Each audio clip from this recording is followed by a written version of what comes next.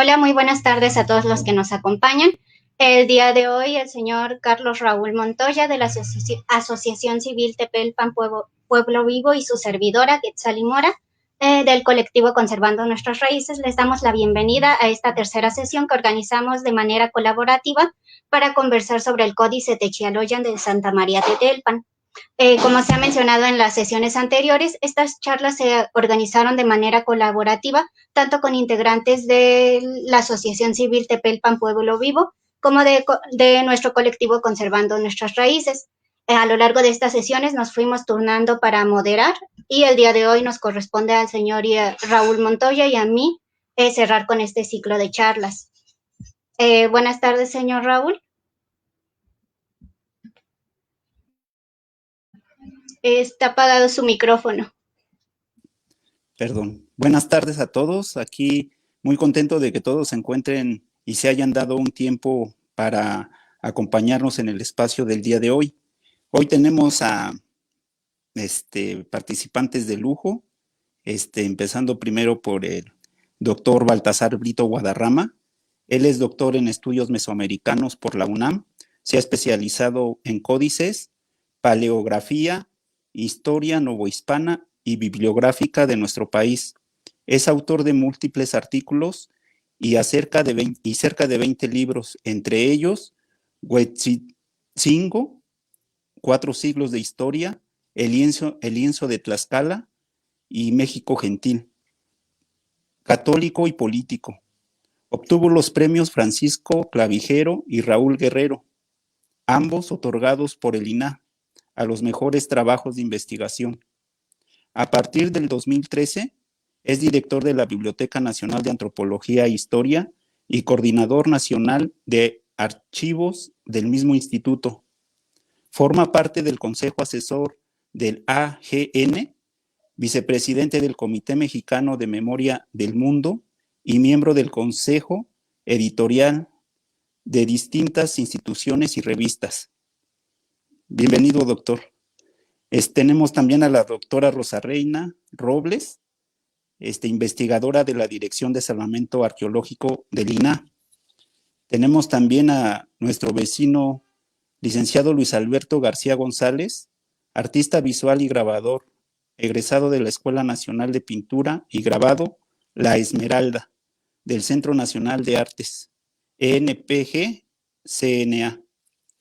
A la licenciada Mariela Obando Rivera, licenciada en Historia por la Escuela Nacional de Antropología e Historia, alumno de posgrado de Historia y Etnohistoria de la misma escuela.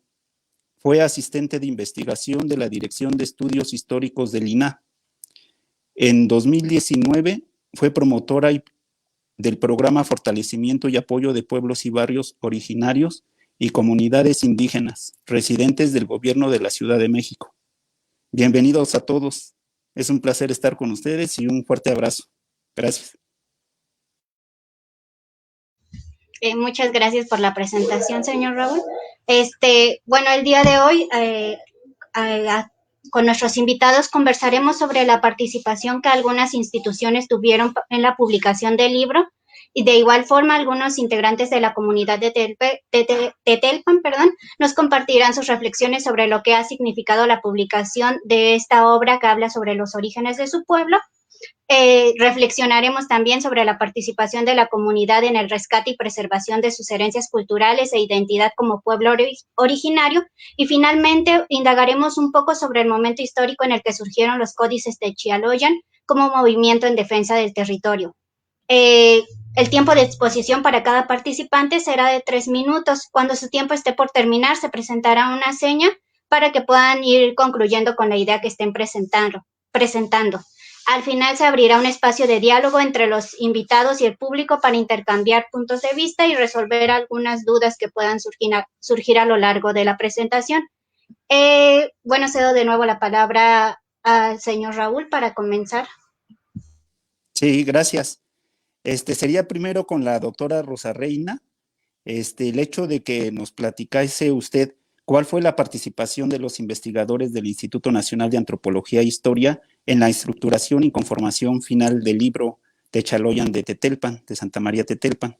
por favor. Pues muy buenas tardes.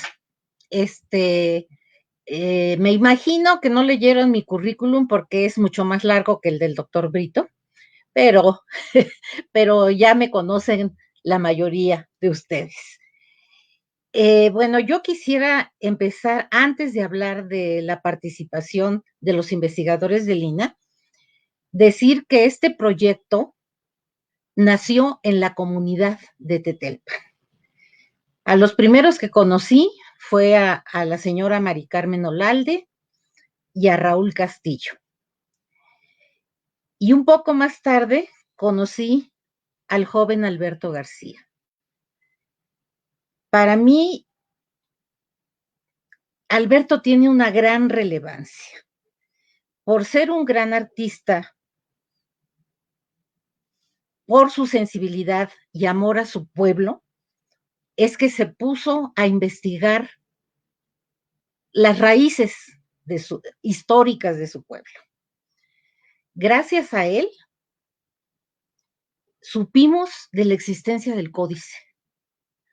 Aunque él no es ni historiador, tiene un sentido muy especial para captar lo importante que hay en su pueblo.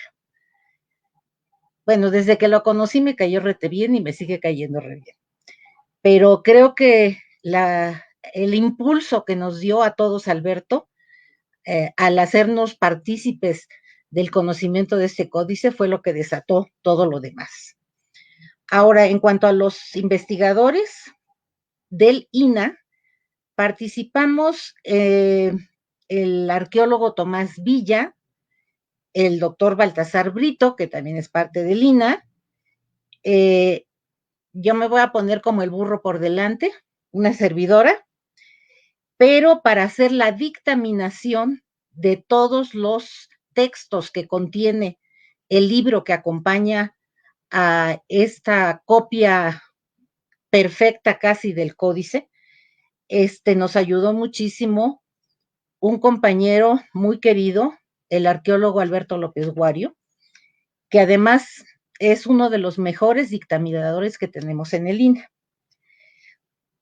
Aquí, bueno, vimos que nuestro propósito era sugerir cuestiones de redacción para lograr una obra equilibrada, porque es muy distinta la forma como escriben los investigadores a la gente que no lo es.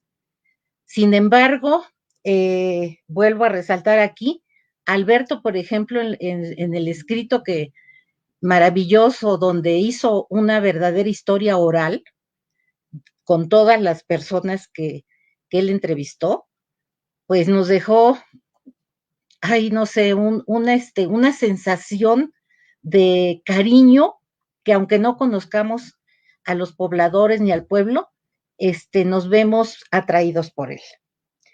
Entonces, nuestra idea era que esta obra mostrara el trabajo conjunto, no individual. Por eso quisimos hacer lo más equilibrada posible. Gracias. Sí, gracias, doctora. Otra pregunta sería, de este libro, que bueno, a nosotros nos enorgullece mucho por haber participado en él, ¿qué aporta a las comunidades conocer la historia de ocupación de los territorios que antes se habitaban? Pues para mí lo primero que me surge es que si no son originarios, o sea, que hayan nacido allí en Tetelpan, les va a crear un lazo de arraigo. Y a los que sí nacieron en Tetelpan, los va a hacer sentirse orgullosos de pertenecer a Tetelpan. De hecho, cualquier comunidad, cualquier pueblo tiene sus propias características, pero bueno, aquí se conjuntaron varias cosas para dignificar un pueblo que por desgracia ha sido avasallado por las construcciones modernas, pero del cual todavía hay mucho que defender y mucho que rescatar, y rescatar en el sentido de todas las cosas que recuerdan todavía algunas personas y que nos favorecen como ciudadanos. Actualmente se habla mucho de este rompimiento del tejido social, pues nosotros lo rompimos o permitimos que lo rompieran. Entonces, vamos a agarrar nuestro ganchito, nuestras agujas y vamos a tratar de volver, de surcir esta trama que es la vida en comunidad. Esa sería mi opinión. Muchas gracias, doctora. ¿Continuaría las preguntas? Sí, bueno, muchas gracias, doctora, por su participación. Continuamos con Luis Alberto. Bueno, antes que nada quisiéramos saber cómo te sientes al haber participado como autor en este libro. Me siento muy feliz porque, en primer lugar, porque se está dando a conocer mi comunidad. Siempre me tuve, como menciona la arqueóloga Rosa Reina, ya me echó muchísimas flores y precisamente yo me intereso en mi comunidad precisamente por la historia oral, y parte de esa historia fue que un señor de aquí de la comunidad, Lorenzo Carrasco, él me inculcó mucho sobre los vestigios prehispánicos que aquí había, ¿no? Entonces me puse a investigar y encontré el trabajo de la arqueóloga Rosa Reina, que pues yo estaba muy chico y en ese tiempo el acceso a internet era pues muy difícil, ¿no? Entonces no tenía al alcance cualquier cosa, bueno, cualquier acceso a internet o a una computadora, sino que en libros aparecían algunos artículos sobre Tetelpan, como por ejemplo, mucho de lo que se sabe de Tetelpan del preclásico es gracias a la doctora Rosa Reina, de sus estudios que hizo aquí en Tetelpan. Y bueno, esto me impulsó mucho a empezar a descubrir cosas sobre mi pueblo, ¿no? Por ahí encontré que existía un códice del pueblo de Tetelpan, porque a mí me gustaban los libros de historia y las revistas de arqueología mexicana. Entonces, en una de esas, mi mamá me regaló las obras de Robert Barlow, y en la edición 5, que todavía la conservo, ahí se menciona sobre este códice de Santa María. En el códice, bueno, en el libro aparece como Santa María Tlamimilolpa o Santa María Atlitemoayan, pero decían que este códice pertenecía a un pueblo cercano a Coyoacán. Entonces yo dije, puede que sea de Tetelpan, porque el único pueblo con la denominación de Santa María de la Natividad cercano a Coyoacán, y en esos tiempos, en el siglo XVI, XVII, esta zona perteneció a Coyoacán, ¿no? Entonces es que empiezo a rastrearlo, empiezo a buscarlo, no encontraba mucha información, pregunté a la comunidad si alguien sabía, inclusive este señor Lorenzo Francisco, y me dijo que solo él recordaba que sus abuelos le contaban que en la iglesia existieron unos títulos de unas tierras, pero no sabía más. Entonces, pues lo dejé como en el olvido un tiempo, después vuelvo a investigar ya con el acceso un poco a internet, veo que está este códice en la biblioteca John Carter Brown, pero aún así me es imposible conseguir una imagen, ¿no? Yo me imaginaba un códice totalmente diferente, no pensaba que fuera un códice Techaloyan, bueno, sabía de los Techaloyan y se mencionaba de un códice Techaloyan, pero yo en ese tiempo, cuando era muy niño, yo no estaba familiarizado con estos documentos Techaloyan, yo me imaginaba un códice de los que eran anterior a la conquista, ¿no? Ya después, pues fui creciendo, investigando un poco más, y es que localizo este documento, obtengo las imágenes en digital y procedo a hacer una paleografía a mi manera y una traducción del náhuatl al español, y me permite corroborar que efectivamente era del pueblo de Tetelpan, ya que en él abundaban mucho de los parajes y se nombraban ahí muchos de los parajes que aún todavía se siguen denominando con su nombre en náhuatl. Inclusive se menciona el paraje de Tlaxcantitla, que es donde se fundó la iglesia o donde se funda la iglesia dedicada a Santa María de la Natividad. Y hace un rato platicaba con Raúl que precisamente esa propiedad la están vendiendo y sería bonito rescatar ese lugar, porque ese lugar todavía se llama Tlaxcantitla. En las escrituras de la carta se menciona que el paraje de Tlaxcantitla, ¿no? Es un lugar bastante importante, aparecen los linderos que tenía con otros pueblos, las barrancas, las montañas, como menciona en su artículo la doctora Rosa Reina, entre montañas y barrancas, es una característica muy local aquí en Tetelpan. Y bueno, sobre todo aparecen también los regentes de este pueblo, que eran don Simón Ilhuiltemoc y don Ana Tezosomoxin. Aunque es un documento del siglo XVIII, se pensaba que estos documentos, a lo mejor el doctor Baltasar Brito más adelante nos contará de esto, pues son documentos del siglo XVIII, ¿no? Pero mencionan, a lo mejor es como algo de historia oral de este pueblo, este códice que iba pasando de generación en generación, ya que aparece que lo firmó los regentes de Coyoacán, junto con el virrey don Antonio de Mendoza, quien fue el primer virrey de la Nueva España, junto con las poblaciones de otros barrios vecinos. Entonces, es un documento muy interesante y cuando yo deduje todo esto y hice la primera traducción del documento, pues yo me maravillé. Dije, bueno, o sea, no me la creía.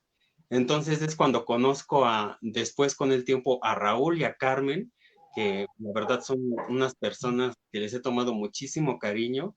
De hecho, ellos me presentaron a la doctora Rosa Reina, para mí era un sueño, inclusive yo me acuerdo que me comentaban que la doctora ya estaba aquí en Tetelpan y yo salí pues muy emocionado.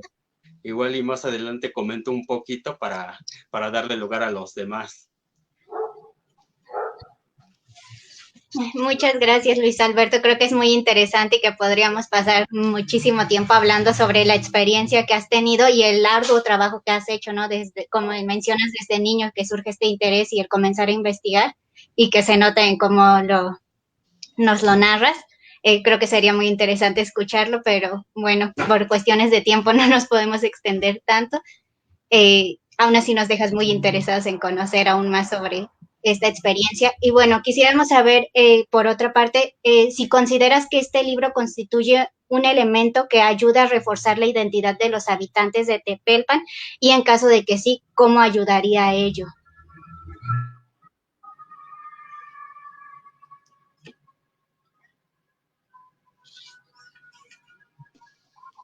El objetivo principal de este libro precisamente fue generar arraigo a la comunidad entre la doctora Rosa Reina, el doctor Baltasar Brito, Tomás Villa, que fue quien impulsó este proyecto cuando supo de este códice, Raúl y Carmen, quien siempre han estado al pie del cañón, y mis compañeros de Tetelpan Pueblo Vivo que nos han respaldado mucho. Pues este grupo se creó precisamente para generar identidad y arraigo con la gente del pueblo. Se estaba perdiendo a raíz de la modernidad, a raíz de que, pues, a los alrededores del casco histórico del pueblo, pues, hay mucho desarrollo inmobiliario, ¿no? Comentaba la doctora Rosa Reina que hay mucho que rescatar, mucho que preservar, y efectivamente es lo que queremos hacer, rescatar espacios. En las entrevistas que se realizaron a la comunidad, a la gente, a los mayores, a mí me llenó de nostalgia porque el estar con ellos, escuchando sus narrativas, eran de nostalgia tremenda, porque inclusive algunos lloraban y decían que cómo era posible que sus abuelos y que ellos mismos no hubieran defendido su territorio, ¿no? Que hubieran vendido sus tierras de labor, sus tierras de campo, y que al final muchas de estas tierras inclusive se perdieron por apuestas, por X cosas, y les daba mucho dolor que no dejaron un espacio para un centro histórico, para una plaza, para la fiesta del pueblo, y que ahora tengamos que luchar con la modernidad, ¿no? Estar apretados en un pequeño pueblo que nos dejaron encapsulados, pero sin embargo ese pequeño pueblo conserva mucha historia, mucha tradición y sobre todo pues bastante vestigio arqueológico.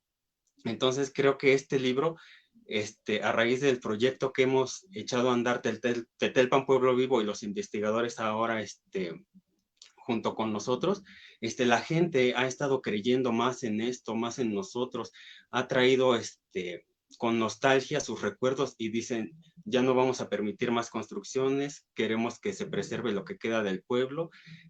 Otra gente, pues, desafortunadamente por otros intereses, pues sí, ¿no? Nos echa un montón, eso sucede en todos lados, ¿no? Y aquí es donde, pues, quiero pronunciar algo sobre mi compañera Carmen, ¿no? Que lamentablemente, pues la han atacado mucho por la gran lucha que ha realizado y por todo lo que ha trabajado. Entonces, yo quiero externarle mi mano y decirle que no está sola y que nuestros compañeros y todos nosotros la apoyamos muchísimo y que esta lucha no sería posible sin ella, ¿no? Eh, Muchas gracias, Luis Alberto. Bueno, creo que sí, una labor impresionante es la que ustedes como habitantes de Tetelpan han iniciado y que esperemos que continúe y que siga rindiendo muchos frutos encaminados a todos los intereses que tienen ustedes de preservar esta historia y conocerla y al mismo tiempo difundirla dentro de la comunidad y fuera de ella. Bueno, para continuar, cedo la palabra al señor Raúl. Gracias.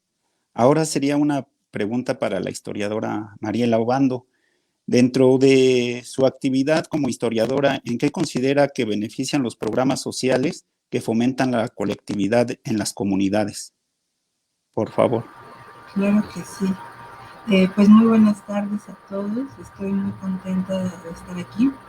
Muy contenta también de ser parte de este proyecto. Es un honor, ha sido un honor trabajar no solo con la comunidad de Tetelpan, ¿no? Que me permitieron continuar, la señora Carmen Olalde, Carlos Raúl, Alberto, que antes de responder la pregunta, quiero decir que ha sido un trabajo muy difícil, ¿no? Trabajar siempre en comunidad tiene sus complicaciones, ¿no? Les decía Alberto, el más joven del grupo los llevó a su historia más antigua y ha sido muy, muy bonito que el resultado, ¿no? que ahora tenemos.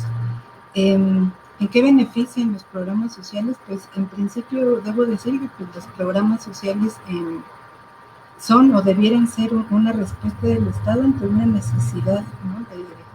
de la sociedad. Pero para poder lograrlo se necesita previamente pues un análisis, un diagnóstico de esta comunidad, cuáles son las necesidades más sentidas, porque pues necesidades miles, ¿no? Pero cuáles son las más sentidas de estas comunidades. Y para hacerlo, para poder hacer programas sociales que verdaderamente tengan un impacto, pues es necesario hacer este diagnóstico, estar en la comunidad, ¿no? No hacerlo quizá solo desde un escritorio.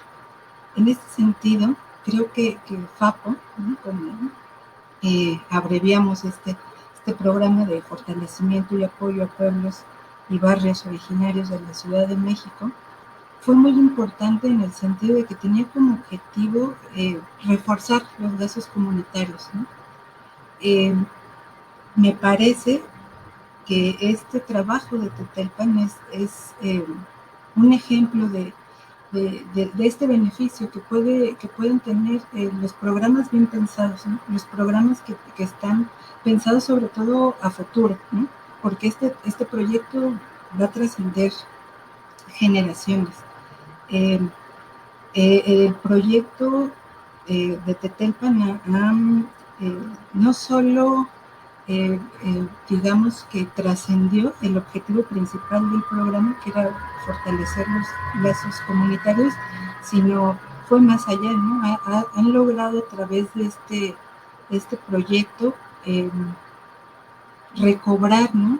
Retomar esta identidad por pertenecer a Tetelpan, y también este proyecto les ha permitido crear un puente de comunicación entre los nativos de Tetelpan y los nuevos residentes, ¿no? Que eso en los pueblos originarios de la Ciudad de México es una de las cosas más difíciles. Entonces, este proyecto les ha permitido entablar un diálogo, ¿no? A los nuevos residentes, saber a dónde llegaron a vivir, ¿no? Cuál es su historia, que seguramente ni siquiera lo habían pensado, ¿no? Hay otros trabajos que me tocó la fortuna de también dar acompañamiento, otros 2 libros más en unos pueblos de Azcapotzalco, Santa Paulina, Texcoco y San Martín, Xochimilco. Y en una de las presentaciones de los libros decían algo muy importante que tiene que ver con lo que decía hace un rato la doctora. Mariela, perdón, ¿sí? Que te interrumpe, casi no se te escucha. Hay muchísima interferencia. Ok, voy a quitar. ¿Así se escucha un poco mejor? ¿No? ¿Sí? ¿Así? Sí, pero, pues muchas gracias por avisarme. Sí, les decía que voy a retomando un poco lo que decía la doctora Rosa Reina, ¿no? Sobre este tejido social. ¿De qué manera lo vamos a recuperar, doctora? ¿De qué manera lo vamos a solucionar, como ella decía? Pues a través de proyectos como estos, ¿no? Donde otra vez se pueda volver a entablar esta identidad, donde nos reconozcamos, ¿no? Donde sintamos esa pertenencia, porque se ha roto, porque hemos dejado de reconocernos como iguales, ¿no? Como, digamos, del mismo, teniendo un mismo origen local. Entonces, este tipo de proyectos creo que son sumamente importantes, sobre todo teniendo, repito, como este ejemplo de Tetelpan, que no solo trascendió las fronteras de la comunidad, ¿no? Que trascendió las fronteras del país, porque es un libro que no solamente va a estar en la comunidad, sino en todas nuestras bibliotecas nacionales, en Estados Unidos, y que también está trascendiendo generaciones. No es un proyecto o un resultado, más bien de un programa social que va a ser de corto plazo, ¿no? No es una luminaria que les arreglaron un bache que se tapó. Es un proyecto que va a quedar ahí para generaciones futuras, ¿no? Entonces, me parece que en ese sentido, pues, habría que pensar los próximos programas sociales en este sentido, ¿no? De cómo poder preservar la identidad. Eso sería todo.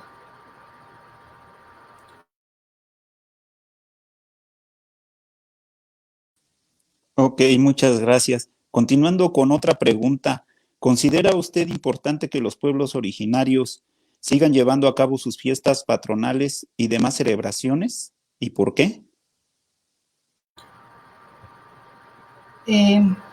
Pues sí, sí es sumamente importante, aunque pues habrá que decir que las fiestas patronales son para muchos de los pueblos originarios o pueblos de la ciudad, son, digamos, el elemento más importante de su vida, no solo religiosa, sino civil, ¿no? En su fiesta patronal no solo se reúnen los nativos, muchas veces llegan a su fiesta patronal pues habitantes o más bien nativos que ya no viven ahí, pero ese día van a su pueblo, ¿no? A saludar a su familia, a sus amigos, a su santo patrono, ¿no?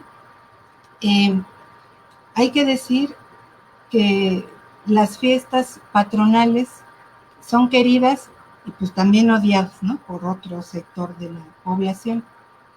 Han enfrentado este tipo de fiestas una serie de conflictos, ¿no? En algún momento la propia institución religiosa, la propia religión, obviamente como una forma pues de mitigar esa atrocidad de la conquista, pero también para llevar la evangelización a los indios, pues usó este tipo de fiestas, ¿no? Para poder lograrlo. Eh, Muchas de ellas fueron a través pues, de algo que se llamó las cofradías, que posteriormente fueron prohibidas porque pues, los indios ya no pagaban el tributo, preferían hacerle la fiesta a su santo patrón. Entonces, aunque fueron prohibidas, la realidad es que nunca han podido acabar con ellas. ¿Es importante seguirlo? Definitivamente sí, ¿no? Porque es a través de este tipo de relaciones, ¿no? Como se puede dar la defensa en este caso, pues de un territorio, ¿no? De una propiedad, como se puede ir transmitiendo también la identidad, su historia. Van a tener que seguirse adaptando, pues sin duda sí, ¿no? La realidad hoy es distinta, ¿no? No conozco un pueblo que no haya tenido una dificultad al realizar su fiesta patronal, tanto por, digamos,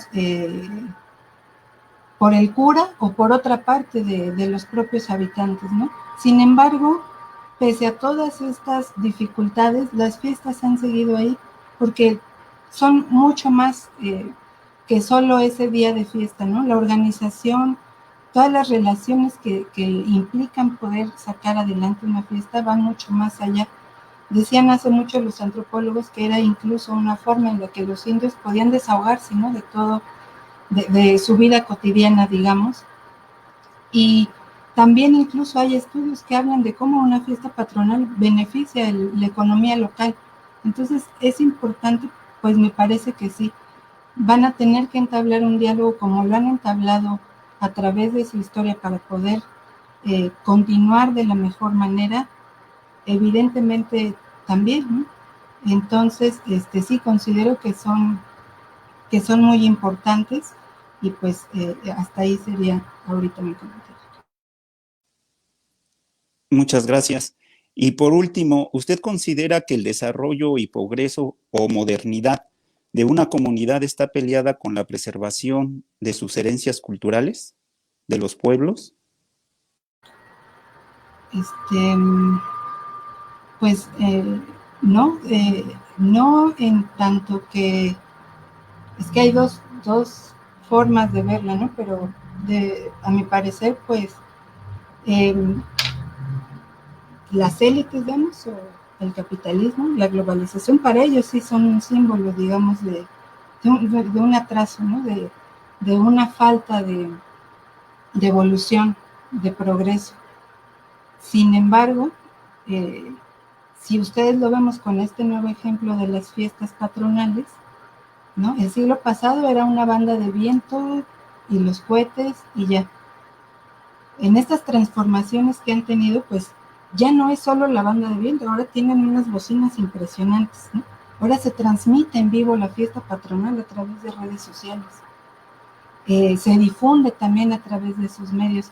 Entonces, más que estar peleado, digamos que yo creo que hay muchas comunidades que han sabido ocupar este desarrollo, ¿no? Esta modernidad, para poder seguirla difundiendo.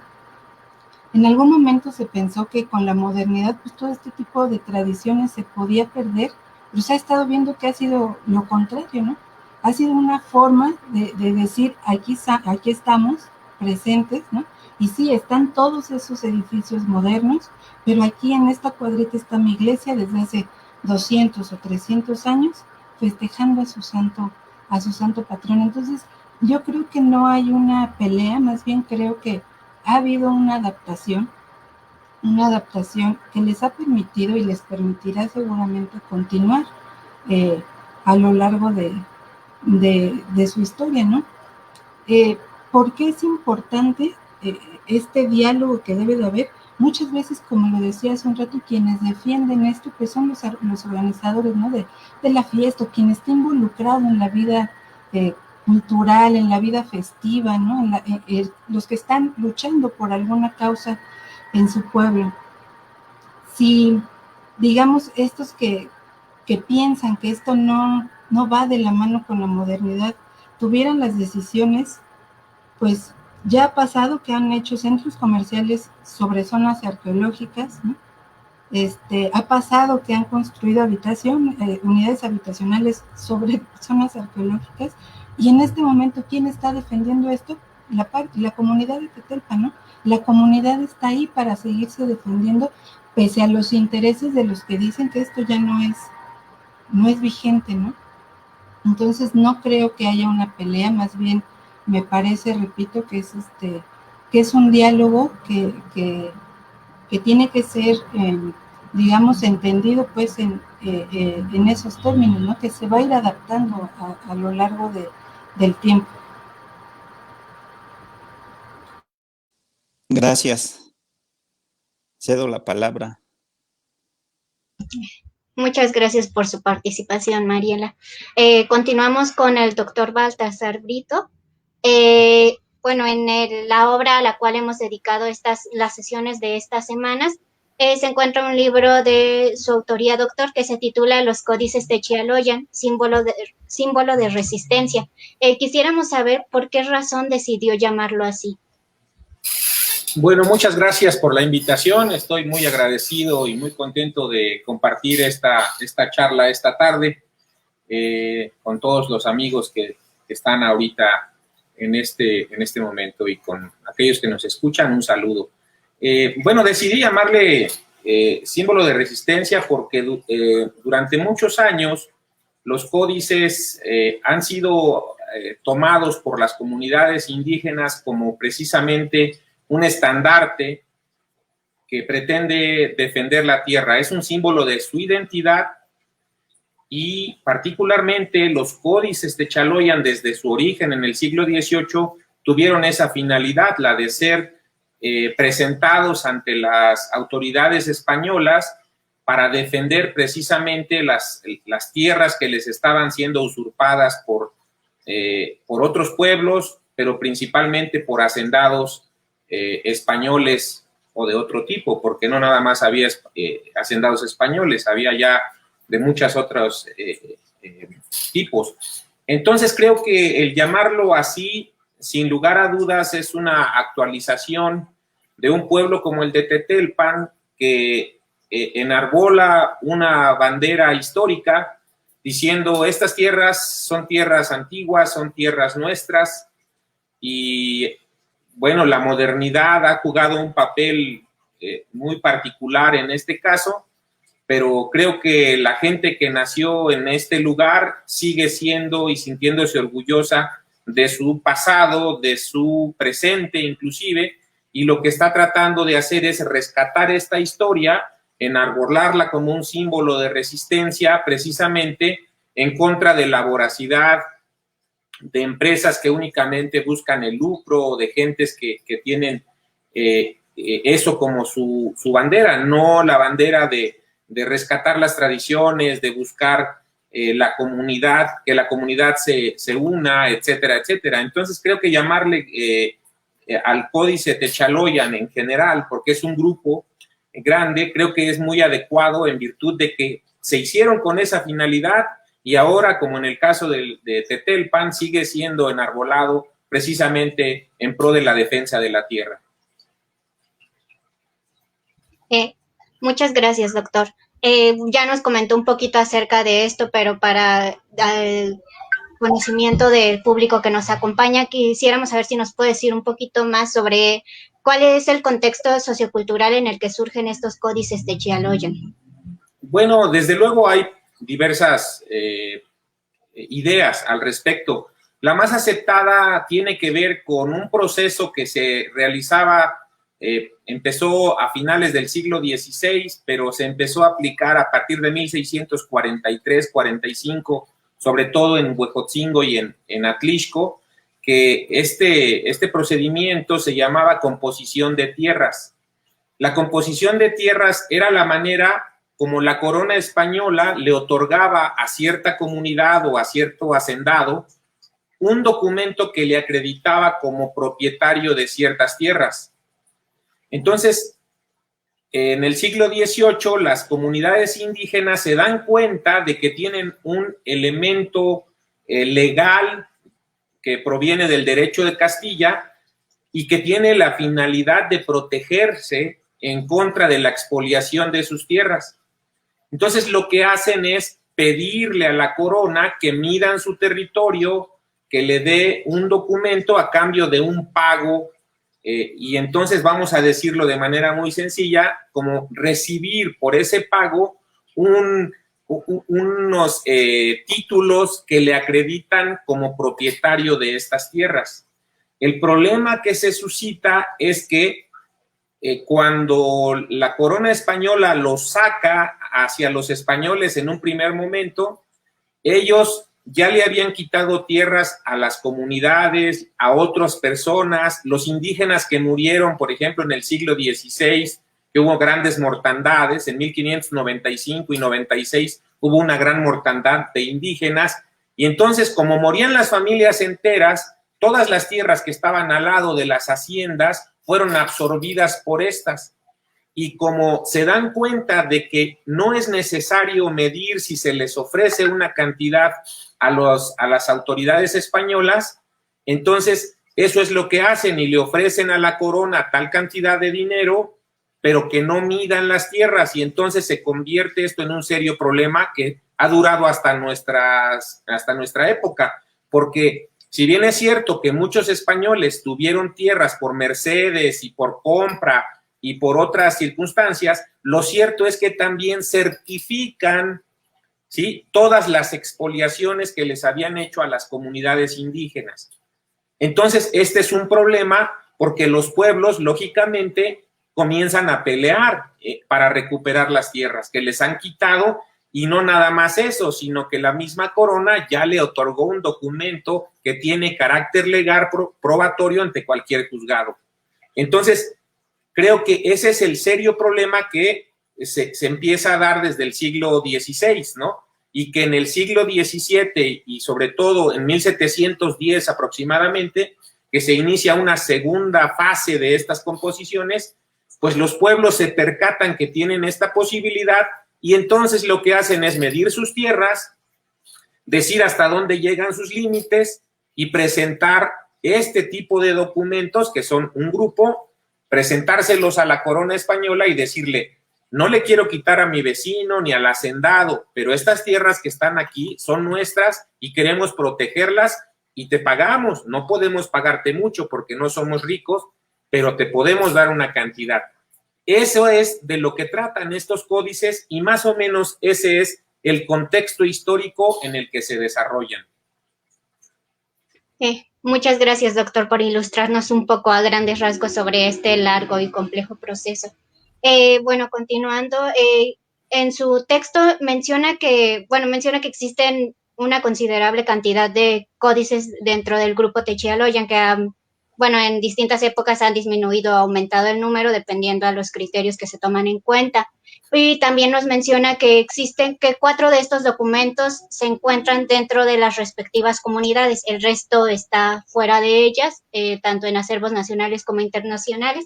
Pero respecto a estos que se encuentran en sus comunidades, ¿qué documentos son y de qué comunidades se trata?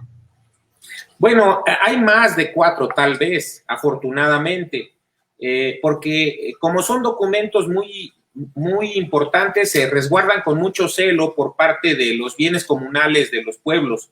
Pero he tenido oportunidad de ir a varias comunidades, por ejemplo, aquí en San Lucas Xoloc, en el Estado de México. Ellos tienen un códice Techaloyan que resguardan con mucho celo. Ya tuve la oportunidad de verlo, de fotografiarlo. Pero también hay otros lugares, por ejemplo, en Hidalgo, aquí mismo en la Ciudad de México, tenemos en Iztapalapa, aunque ese está en una biblioteca, pero en los pueblos del Estado de México todavía hay varios de estos códices que se han resguardado con celo y esto hace que seguramente cuando pase el tiempo, pues la gente se vaya dando cuenta de que pueden publicarlo y que es un documento que tiene un interés mayor tanto para investigadores, pero como en el caso de Tetelpan, para el mismo pueblo. ¿Por qué? Porque puede ser parte fehaciente de la identidad y en ese sentido creo que el sacarlo a la luz les dará más beneficios que problemas. ¿Por qué? Porque tendrán elementos históricos para demostrar que han sido propietarios de la tierra desde tiempos ancestrales, aunque estos documentos se remiten al siglo XVIII, lo que pasa es que lo que se ha dicho en términos generales es que evocan todos la tradición oral de los pueblos, alguien la recoge y la escribe sobre todo en un documento elaborado en amate y con formato de libro. Entonces, los códices Techaloyan tienen esa característica, son específicamente elaborados al interior de la comunidad con la finalidad de proteger su tierra, pero también de retrotraer a este presente una historia antigua de los pueblos. Por eso, y en eso radica su importancia. Muchas gracias, doctor. Pasando a otra pregunta, ¿por qué considera que es importante su preservación y en qué circunstancias son relevantes estos documentos? Perdón, como que se me cortó un poco. Sí, retomando un poco lo que ya nos ha dicho en las otras preguntas, quisiéramos saber por qué considera que es importante su preservación y en qué circunstancias se vuelven relevantes estos documentos. Yo creo que todos los documentos antiguos adquieren relevancia en virtud de que son precisamente testigos de una historia antigua que podemos traer al presente para poder explicar los procesos históricos de los actores que los elaboraron. Es decir, la comunidad de Tetelpan hizo un códice que desafortunadamente está fuera de México, pero que da datos muy importantes para la reconstrucción del devenir histórico de esta comunidad. Por tal motivo, es necesario preservarlos. No hay tantos códices como pudiera parecer. De estos ha de haber alrededor de 60, aunque dependerá, como tú mismo hiciste la mención, de a qué consideres un códice Techaloyan, y hemos visto que también algunos se dividió y tiene dos nombres distintos, pero que en realidad es de un solo pueblo. Entonces, en ese sentido, creo que es muy importante mantenerlos conservados de manera adecuada, porque si ya duraron 300 o X años, pues en la actualidad tenemos la responsabilidad de que en 200 años los habitantes de Tetelpan sepan que tienen una historia antigua, sepan en qué consiste su historia y por tal motivo puedan ellos a su vez pasarla a las generaciones siguientes. Creo que por eso sería muy importante, y lo es, que se sigan preservando este tipo de manuscritos.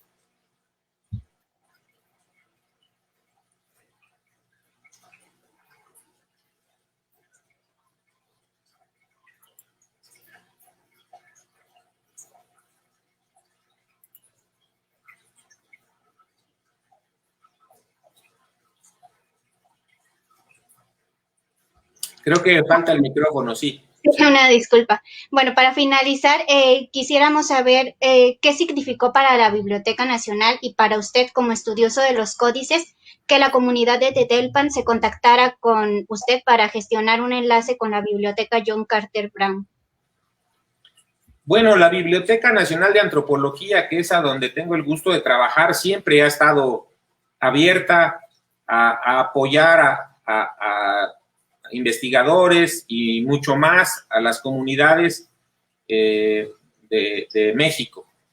No es el primer caso. Afortunadamente hemos tenido oportunidad de apoyar a otras comunidades. Por ejemplo, en Ajusco hicimos un libro.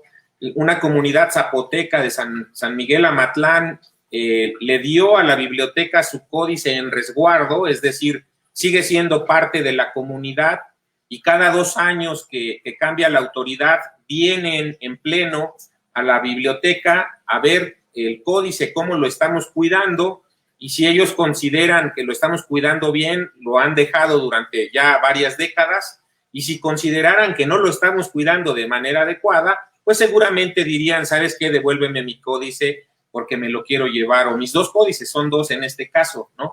Pero también para la biblioteca y en el caso personal es muy importante pues estar cercano a la comunidad. He tenido la fortuna de trabajar con bibliotecas tanto de la Ciudad de México, pero también del extranjero, como en el caso de la John Carter Brown, y también con bibliotecas más pequeñas de los mismos pueblos. Hemos trabajado en ese sentido con muchas. El que la comunidad de Tetelpan se acercara, pues fue algo interesante. Creo que ese interés de la comunidad con el interés personal y el interés del Instituto Nacional de Antropología hizo una muy buena mancuerna, ¿no?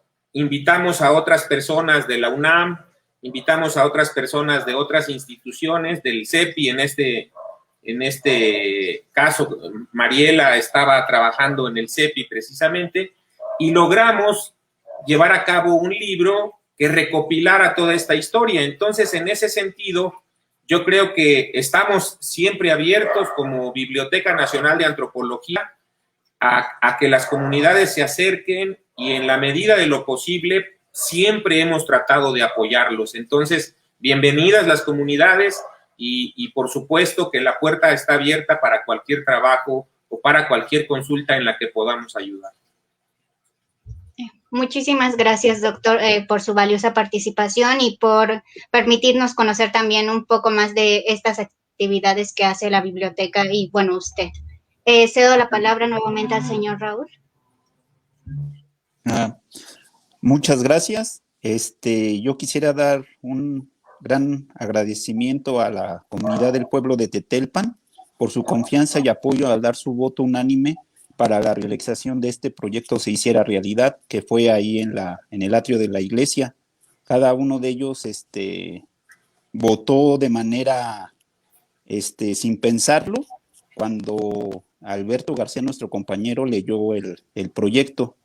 Entonces, de las casi 100 personas que asistimos ese día, todos votamos porque el proyecto se llevara a cabo, aunque obviamente esto no incluía el que nos dieran el apoyo monetario. Sin embargo, pues llegó a buen puerto.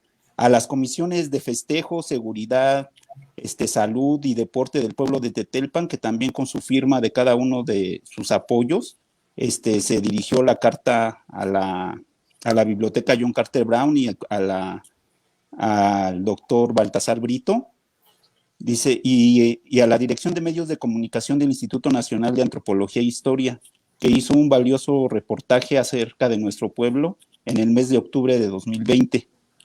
Finalmente, también agradecemos al colectivo Conservando Nuestras Raíces por su solidaridad, interés y apoyo a nuestra comunidad para la difusión del libro del Códice Techaloyan de Santa María Tetelpan. Y a cada uno de los participantes, ya saben, yo lo he expresado hace mucho tiempo, ya somos amigos, los quiero verdaderamente con el corazón. A mí me emociona mucho estar con ustedes. Y no sé, esto es el mejor sueño hecho realidad para mí. Yo espero que también para mis compañeros, y más para este arraigo y sentirse orgulloso de vivir aquí en Tetelpan, con mucho cariño y respeto a todos ustedes y a los que faltan, que no están aquí presentes. Muchas gracias. Muchas gracias, señor Raúl. Bueno, a lo largo de esta sesión hemos visto cómo algunos habitantes de la comunidad colaboraron muy estrechamente con instituciones para poder llegar a los resultados que se muestran dentro de esta obra, que esperemos que puedan llegar a un gran público y se pueda conocer mucho más, tanto al interior de la comunidad como fuera de ella. También hemos podido ver el largo trabajo que se ha hecho de parte de los habitantes, la unión que establecieron para poder desarrollar este trabajo, así como el apoyo, que las diferentes formas que buscaron para poder consolidar estos proyectos que tenían en mente.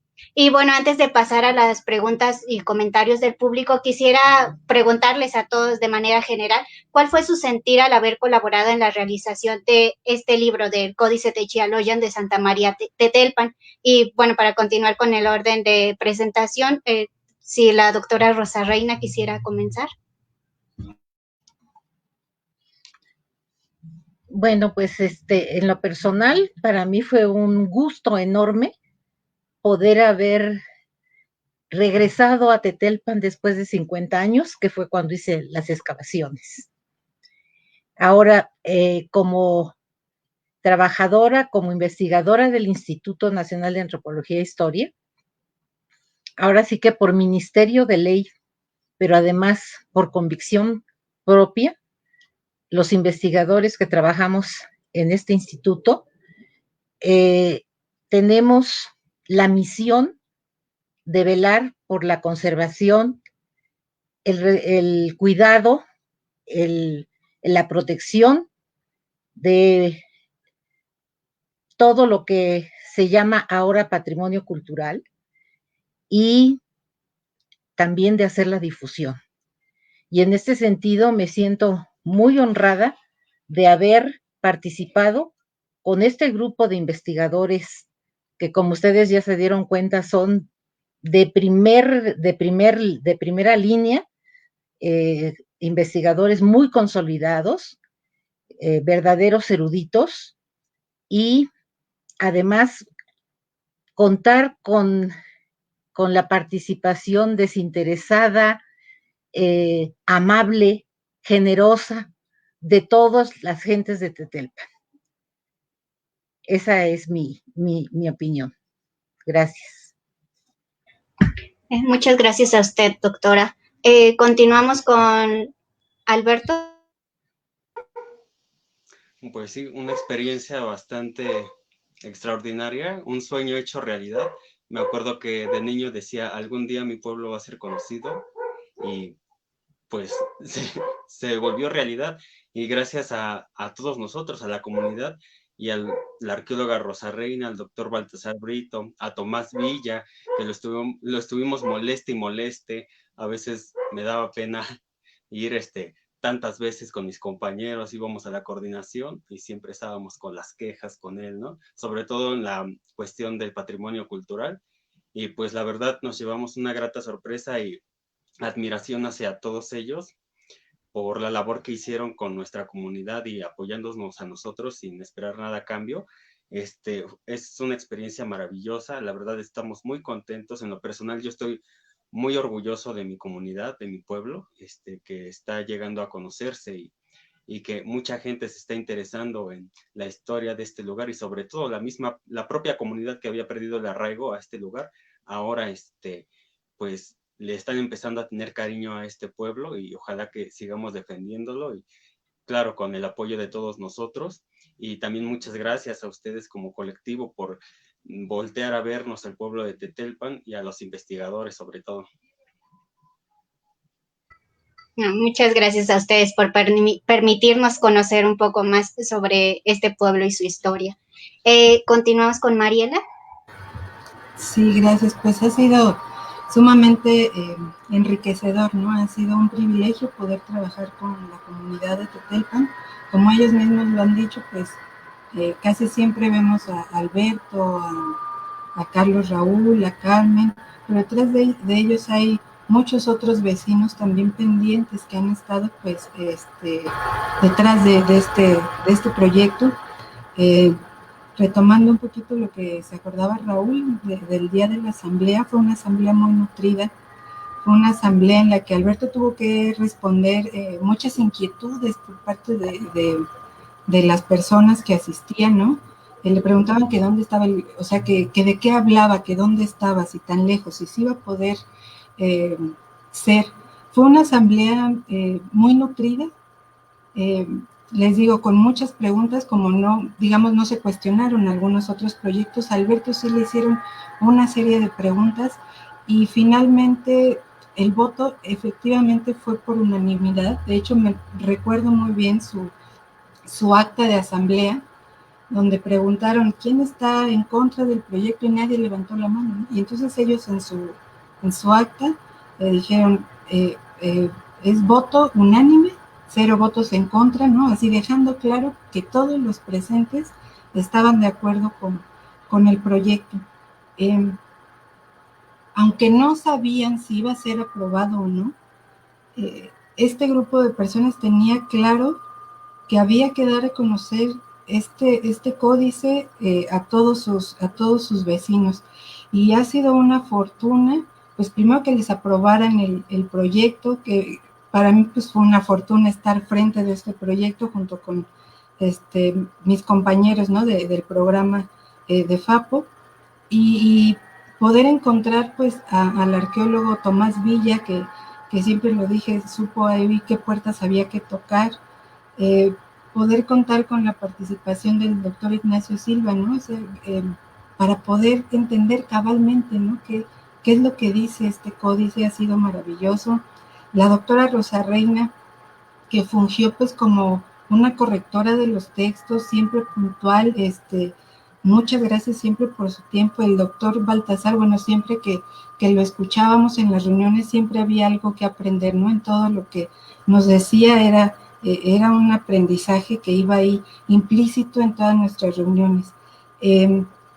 Trabajar pues con Alberto también, que es un investigador nato, que se lo hemos dicho, también ha sido muy, muy bonito. Yo creo que eso ha sido una gran experiencia, ¿no? Yo, de mi parte, pues trabajar con investigadores, ¿no? Como los que pues están en este proyecto ha sido de verdad un privilegio. Yo estoy muy agradecida por, pues, no solo por el resultado, sino por la amistad que hemos hecho, porque seguimos pues en comunicación, porque ha sido muy, muy grande, muy satisfactorio este trabajo. Muchísimas gracias. Y finalizamos con el doctor Brito. Sí, bueno, muchas gracias.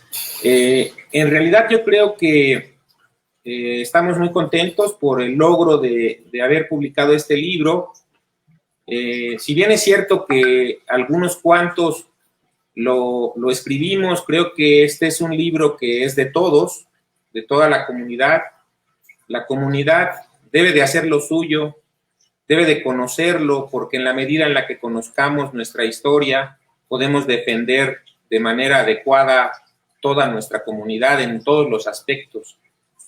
Creo también que es más que la meta, debe de ser el inicio, el arranque de otros proyectos que lleven al rescate de áreas, al conocimiento de otras fuentes históricas que seguramente se podrán encontrar en archivos mexicanos o extranjeros. Y creo que este es uno de los grandes momentos en los que la comunidad debe de unificarse, como dijo Mariela, de manera unánime. Siempre habrá ideas diferentes, son respetables, pero creo que al final de cuentas las comunidades de México, de los pueblos de México, han logrado sobrevivir precisamente por la unión. Es la unión la que les va a permitir llevar a cabo sus proyectos, llevar a cabo su defensa, llevar a cabo sus fiestas y tener momentos de algarabía también, porque son necesarios. Pero creo que en la medida en la que ustedes como comunidad de Tetelpan hagan suyo este libro y otros que puedan aparecer, es como las comunidades van a poder lograr muchas más cosas que estando en conflicto, ¿no? Yo creo que como investigador es una de las cosas por las que uno siempre propugna. Yo intento dar desde el punto de vista histórico, aunque sea un pequeño aporte, pero con la intención de que les sirva a la comunidad y que algo puedan tomar de esto y de alguna u otra manera, pues, que les sirva en lo posterior, ¿no? Entonces, los felicito, creo que es un logro muy interesante, pero como digo y reitero, este es el inicio, se tienen que hacer más cosas y estoy seguro que las van a hacer por una simple y sencilla razón. Ya están organizados y el grupo siempre será más fuerte que uno solo, ¿no? Muchas gracias por la invitación.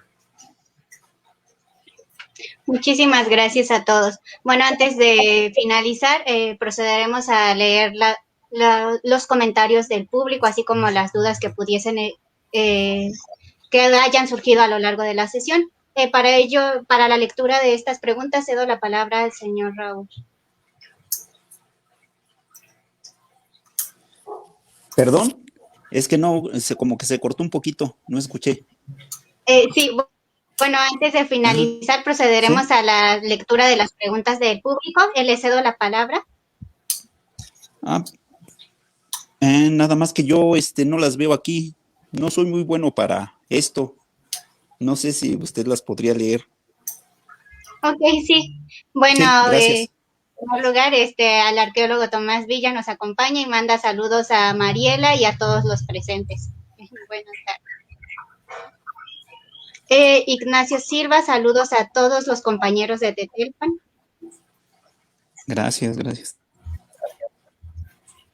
Y bueno, también a los compañeros del colectivo les sugiero que hagamos la traducción de los títulos primordiales de Milpalta.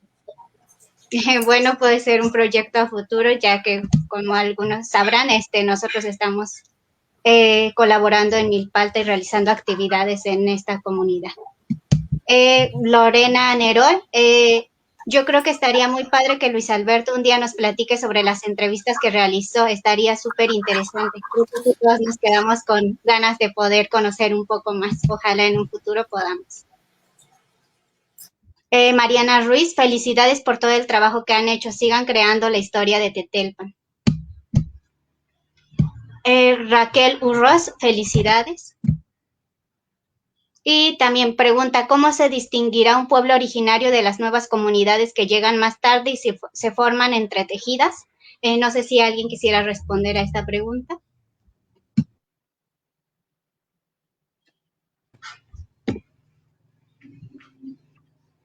Mm, Bueno, no sé, a ver, esperen.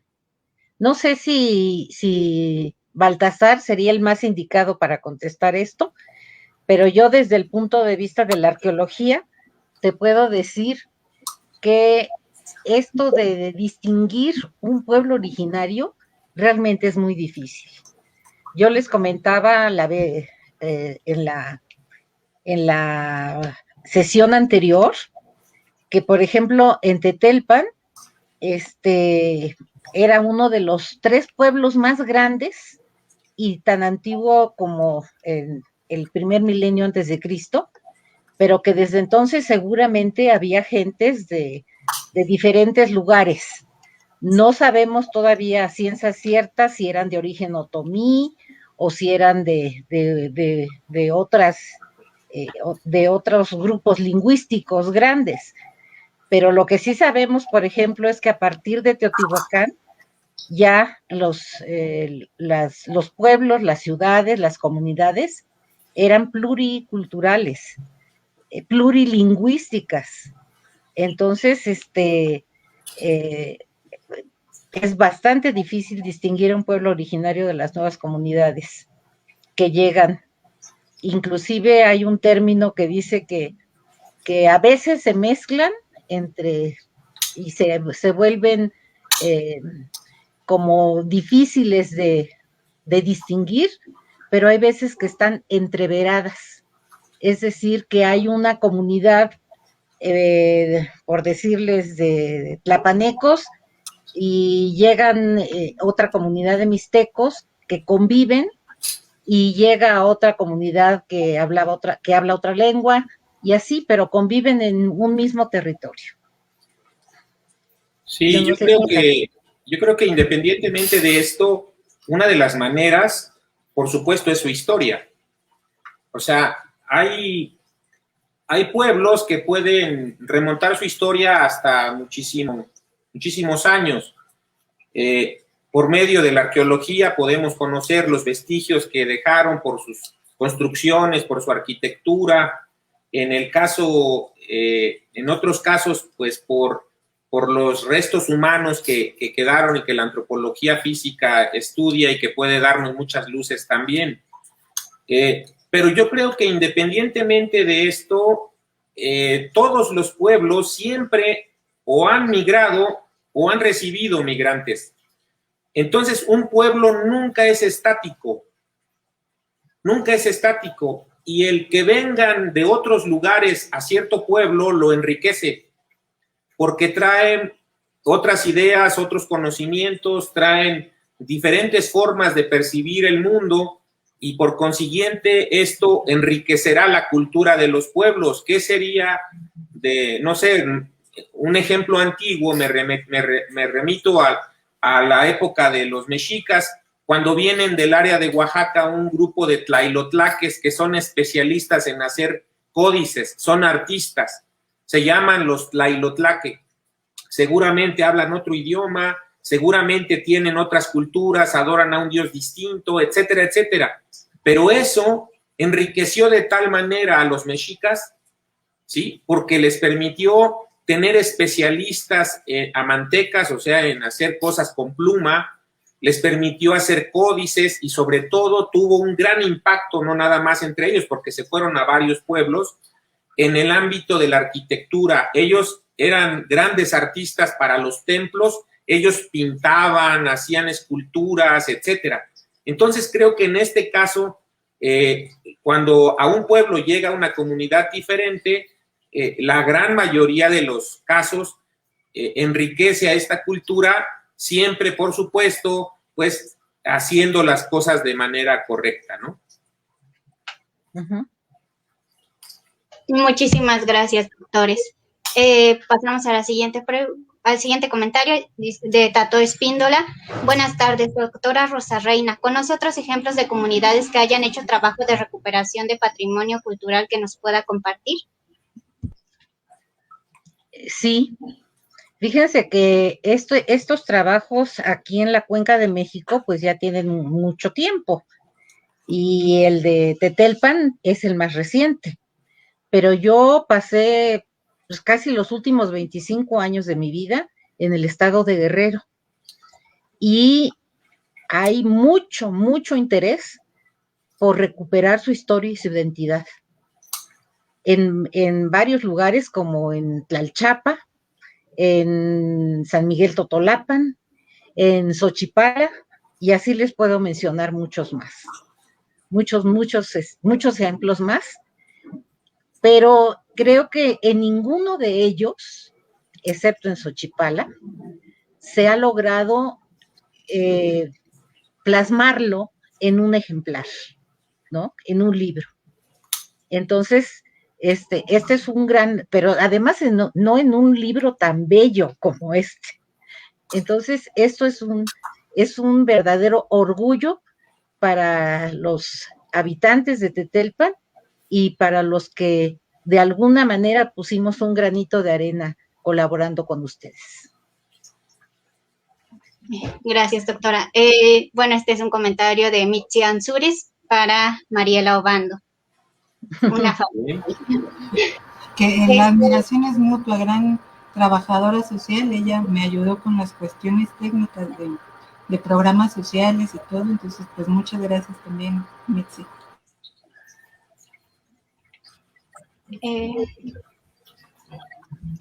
Bueno, ahora Tato Espíndola, una pregunta para el doctor Brito. ¿Los títulos primordiales de Milpalta podrían haber surgido en contextos similares a los de los códices Techialoyan?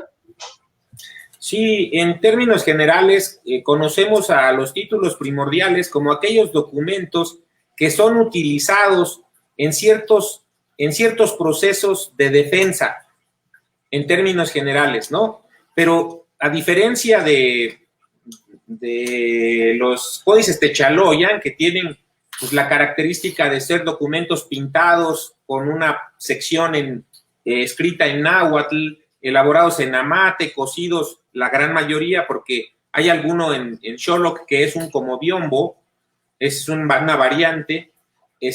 Los títulos primordiales, cuando las comunidades se ven precisadas a acudir ante la corona española, y las leyes de Castilla piden que se presenten documentos como que sean documentos fehacientes como pruebas documentales. Entonces los pueblos que por supuesto antes de la época prehispánica, antes de la época española, no tenían un documento que dijera yo soy dueño de, porque eso no existía en el derecho antiguo, lo tienen pues porque han vivido ahí toda su vida, sus abuelos, sus bisabuelos, no había esa necesidad, se sabía que si yo vivo aquí esto es mío y punto, ¿no? Pero con el derecho español es diferente. Entonces, cuando las comunidades se ven precisadas a acudir ante la corona española a defenderse, no tienen pruebas documentales. Entonces, lo que utilizan es todo lo que tengan a la mano. Puede ser una genealogía, puede ser un códice, puede ser una merced, puede ser un pleito, puede ser muchos tipos de documentos. Cuando se utilizan con la intención de defender ciertos hechos, entonces se convierten en títulos primordiales porque sirvieron a esa finalidad. Entonces, mientras que el códice Techaloyan es un tipo específico de título primordial, pudieran existir otros que también pudiéramos llamarles títulos primordiales, como los que ya mencioné. Muchísimas gracias. Lucho Rodríguez.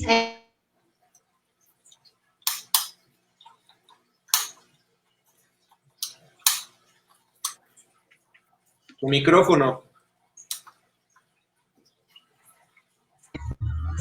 Perdón, Lucho Rodríguez manda saludos a todos y pregunta, ¿qué creen que se deba hacer para generar interés a las nuevas generaciones por la historia de sus lugares de origen y así crear identidad? Bueno, yo creo que una de las cosas es llevarlos, invitarlos, que vean que es interesante, que vean que es factible, así como Alberto de pequeño se interesó. Seguramente este libro tendrá como finalidad que los papás que son jóvenes ahora le enseñen a su hijo y se lo lean, ¿por qué no? lo lleven a conocer los lugares de la comunidad, de los museos, etcétera, etcétera, pues con la finalidad de interesarlos. Si nosotros con 1000 ejemplares que se hicieron de este libro logramos convencer a 2, a 3, a 5, creo que hemos logrado nuestro cometido, ¿no? Creo que es lo que se tendría que hacer. No sé ustedes qué opinen al respecto.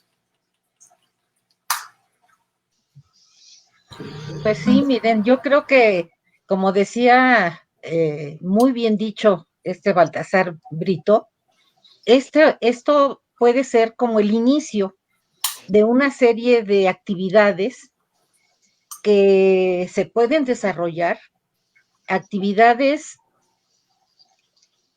atractivas, porque a los jóvenes ahora con eso de que todo el tiempo están con su celular y jugando,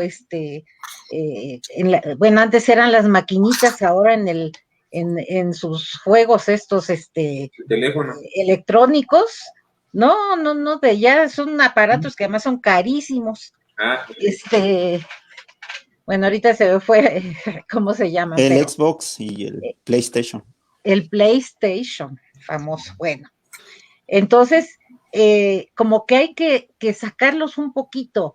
Yo estaba platicando un poquito con Carmen, porque una de las acciones que podrían ustedes hacer es recuperar un espacio para realizar actividades culturales. Pero le decía yo, no vayan a caer como en muchas de las delegaciones que los ponen a tejer en crochet y hacer papier maché y no sé cuánto, sino hay que llamar la atención y sobre todo que participe la propia gente en obras de teatro, en lecturas que se hagan ahí, en música, en otra serie de actividades que vayan desarrollando este arraigo y este interés por lo que es su pueblo, lo que significa. Y ya decía Baltasar que antes se usaban estos títulos primordiales o los códices de Cheloyan para evitar el despojo. Esto puede ayudar a evitar el despojo de los pocos lugares que se mencionaba en la sesión pasada. Deben ser como el ágora, donde se reúnan, donde se vean cara a cara, donde la gente se conozca, donde se vuelvan otra vez a crear estos lazos de unidad y de fraternidad entre los pobladores de Tetelpan. Hay mucho por hacer todavía. Y yo creo que, bueno, nada más para complementar, coincido totalmente con lo que dicen. Y una de las cosas que me he encontrado es que dicen los viejos antes no nos platicaban, ¿no? De qué pasaba, o raros eran los que nos llegaban a platicar. Entonces, yo creo que podríamos empezar por ahí, ¿no? Que platiquen las personas más grandes por dónde caminaban, qué hacían, cuáles eran sus juegos, dónde jugaban, que esto es muy importante ahora que están en la defensa de este predio. Todos lo ubican, ¿no? Como el lugar al que iban a jugar cuando eran niños. Entonces, si podemos platicar, como dice la doctora Rosa Reina, yo creo que ese sería un buen inicio.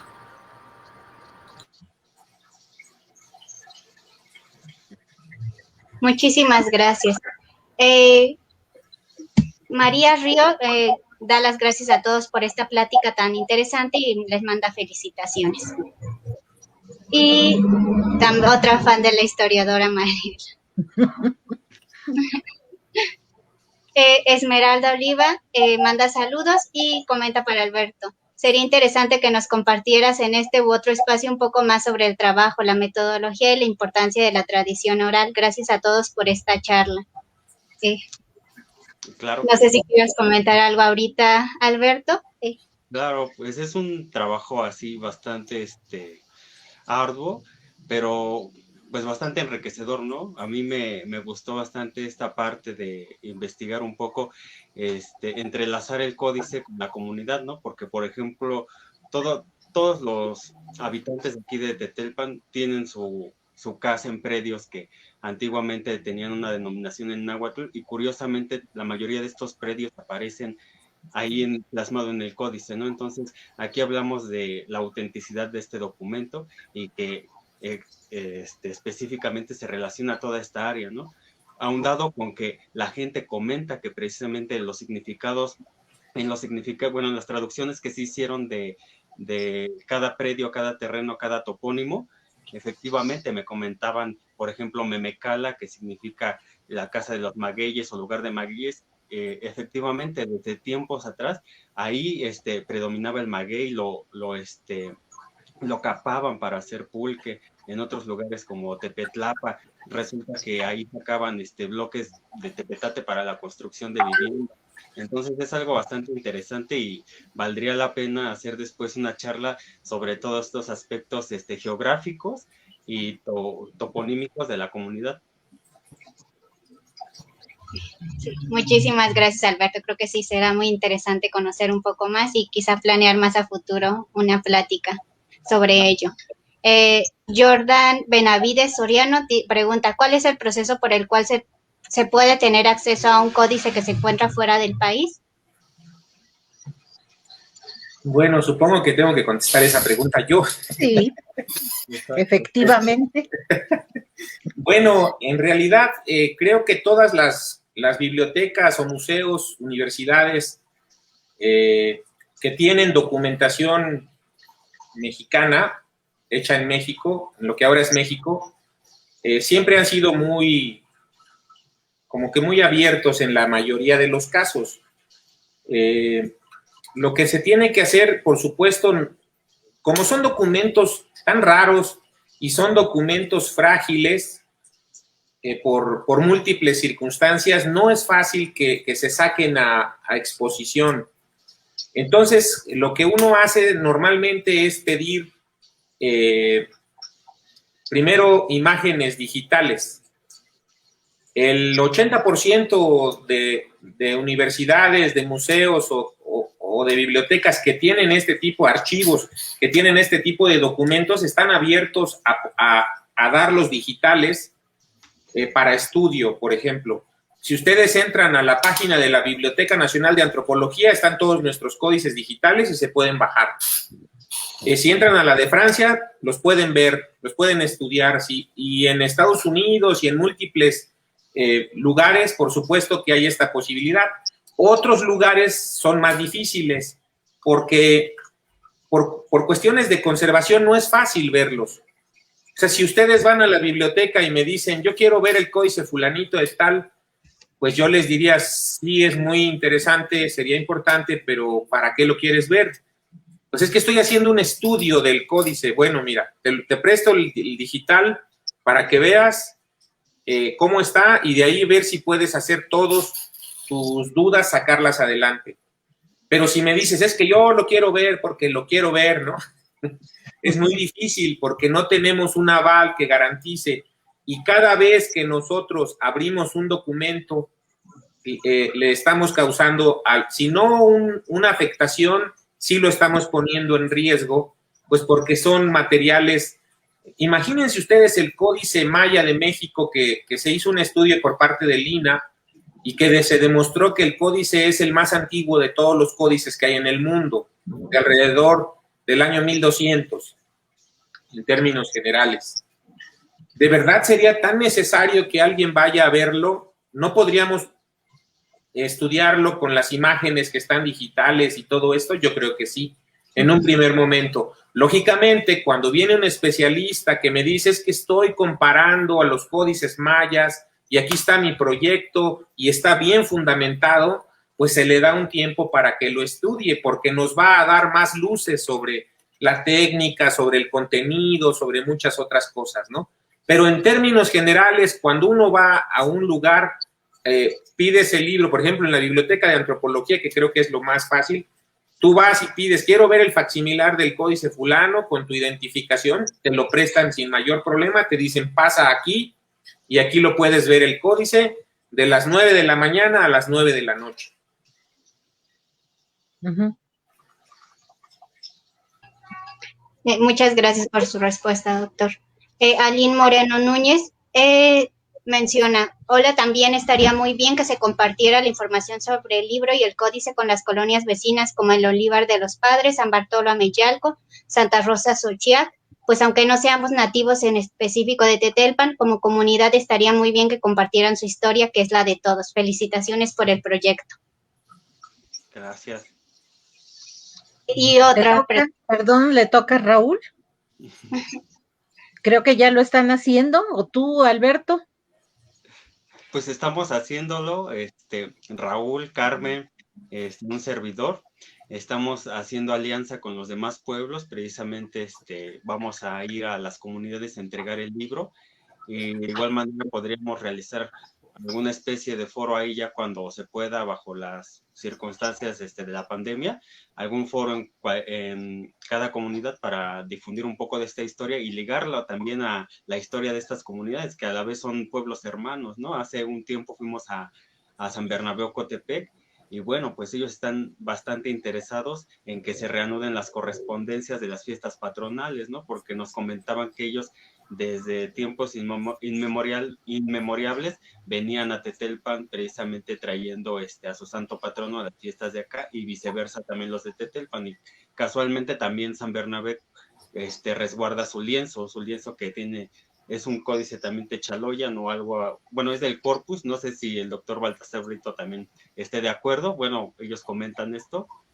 no lo he visto en persona, pero por ahí se sabe, ¿no? Claro. Sí, es muy probable que sea también un título primordial o haya tenido esa finalidad, ¿no? Y sí lo conozco también, he visto algunas imágenes del códice y creo que aquí creo que lo que se tendría que hacer es entablar precisamente esta comunicación para entablar un diálogo y compartir experiencias y todo esto. Así es. Sí, de hecho, en la traducción del códice que hace el doctor Silva, ahí, pues bueno, Tetelpan, como lo mencionó la doctora Rosa Reina, era un territorio grande, marca los límites, y entonces hay una parte muy linda en donde dice que en donde nace el agua y hay casas, ahí es Tetelpan, que se refiere al ojo de agua de San Bartolo. Y más arriba, en lo que se refiere a Santa Rosa Xochiac, dice que ahí la gente grande, la gente adulta, cuida la frontera de ese territorio. Y también hace referencia a donde se oculta el sol, porque en la traducción se menciona mucho los 800 mecates, 400 mecates, pero hay una muy bonita en donde dice que en donde se oculta el sol, a los cerros que se oculta el sol, hasta allá llega Tetelpan. Entonces incluía los territorios de lo que ahora es Santa Rosa Xochiac y San Bartolo Ameyalco. También, bueno, la extensión hasta Contreras, San Jerónimo Lídice, y bajaba hasta donde narra que hay pescadores. Entonces podría ser que a lo mejor llegaba a un límite del lago. Entonces pues era grande, y sí, pues más que nada pues saber que éramos un pueblo grande, extenso, y que después con el tiempo se fue fraccionando. Uh-huh. Pero pues es muy interesante saber que todos somos parte de, entonces pues eso también causa mucha emoción. Pues muchísimas gracias. Y Aline Moreno también nos pregunta, ¿en algún momento se han realizado estudios de análisis de materiales en el códice Techaloyan de Tetelpan para saber su técnica de manufactura, pigmentos, etcétera? No que yo sepa, debo de decir que sí, para otros códices ya tenemos estudios, hemos trabajado con Alemania, con investigadores de Alemania, con investigadores de Estados Unidos, con investigadores, ahorita tenemos un proyecto como biblioteca para trabajar con investigadores de Italia, porque, bueno, les ha parecido muy interesante lo que se hace en México. En ese sentido de los estudios estamos en el nivel más importante, no lo debo de decir yo así, pero creo que sí yo tuve la suerte de coordinar un equipo de 15 especialistas de diferentes áreas para analizar un códice en donde se estudió todo lo que se pudo estudiar con las técnicas más modernas. Hubo físicos, químicos, biólogos, arqueólogos, entomólogos, hubo historiadores, hubo conservadores, hubo especialistas en fotografía. La verdad es que se hizo un estudio que nos colocó en un nivel muy importante, porque es la primera vez que se hacía un trabajo de este tipo a un códice. Ahora, en el caso particular del Tetelpan, en virtud de que está en Estados Unidos, pues ese sería uno de los pendientes.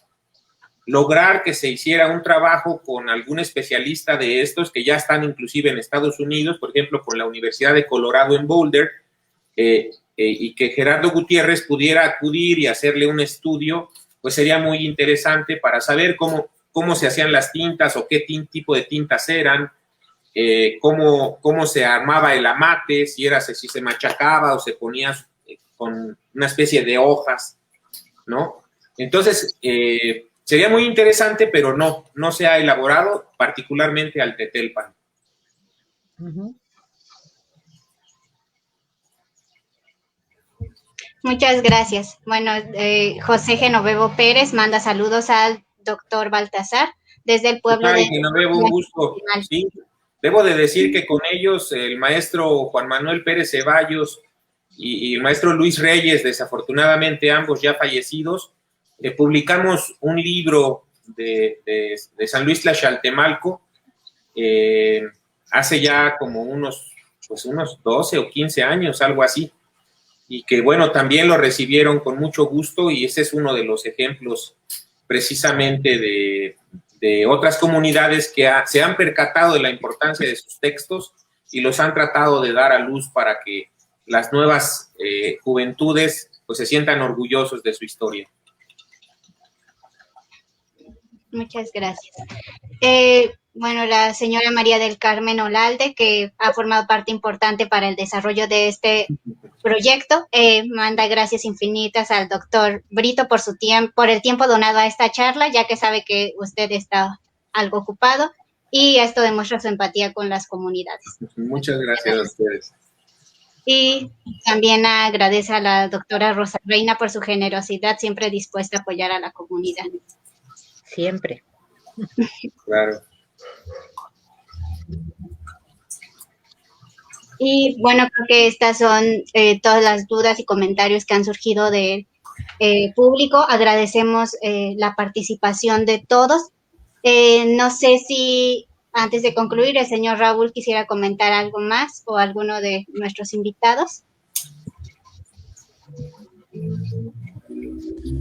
Pues yo, pues muy agradecido con todos los participantes, a las instituciones, al INAH, a la John Carter Brown por su generosidad, a la doctora Rosa Reina, que yo había leído su artículo desde también joven y que quería conocerla, no por una o por otra razón no la habíamos conocido.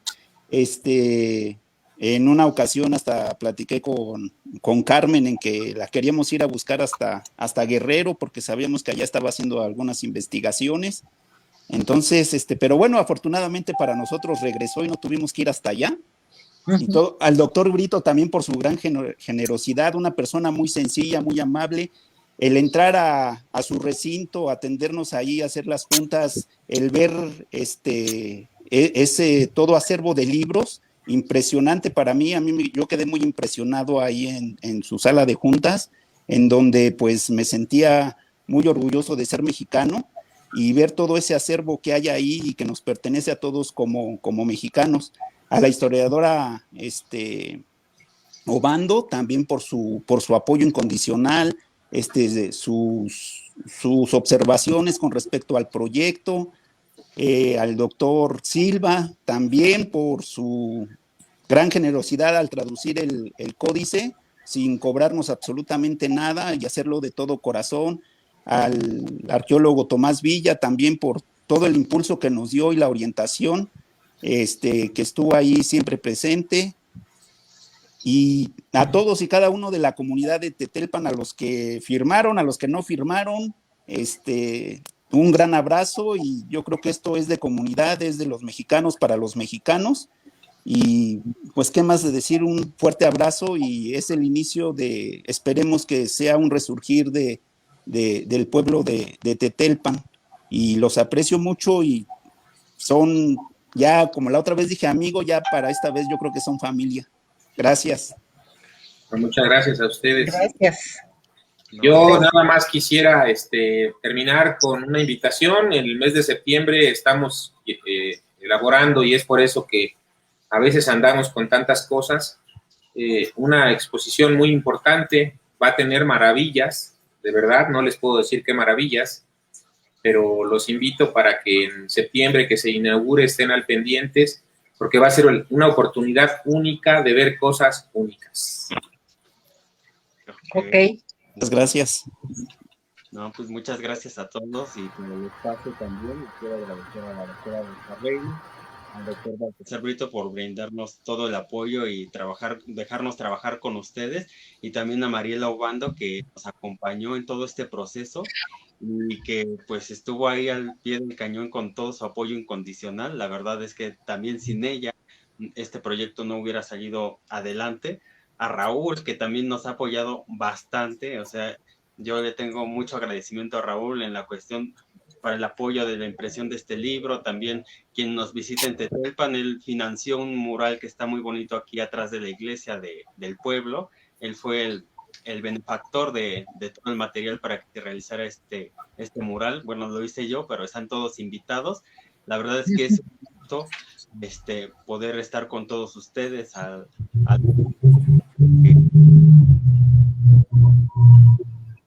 Muchas gracias a todos. Muchas gracias. Sí, gracias. Gracias al colectivo. Gracias también, sí, al colectivo. Gracias, Karen. Sí. Muchísimas gracias a todos ustedes. Bueno, no me queda más que agradecer también a todas las personas que nos visualizaron durante esta sesión y las anteriores, donde pudimos conocer un poquito acerca de este gran esfuerzo que han hecho para poder conocer y preservar su historia. Creo que, como bien lo mencionaban hace un rato los invitados, ha sido un gran esfuerzo, y que también muestra cómo a partir de la unión de los habitantes se pueden lograr cosas muy interesantes y muy importantes. Esperemos que este trabajo continúe y que puedan desarrollar muchísimos más trabajos donde nos muestren, donde podamos seguir conociendo más de Tetelpan. Bueno, para finalizar, solo quisiera decir que el colectivo cultural Conservando Nuestras Raíces tiene como objetivo promover la participación de la comunidad en el cuidado del patrimonio cultural, tanto material como inmaterial y natural, para favorecer su conservación. Nuestro compromiso es tejer una red de aprendizaje y trabajo colaborativo que favorezca el desarrollo comunitario en pro de nuestras herencias culturales y naturales. Por ello agradecemos enormemente a la Asociación Tetelpan Pueblo Vivo por esta maravillosa oportunidad que nos brindaron para colaborar con ustedes y conocer un poco más sobre esta comunidad y sobre el maravilloso trabajo que han hecho. Para finalizar, le cedo la palabra a la señora Carmen Olalde.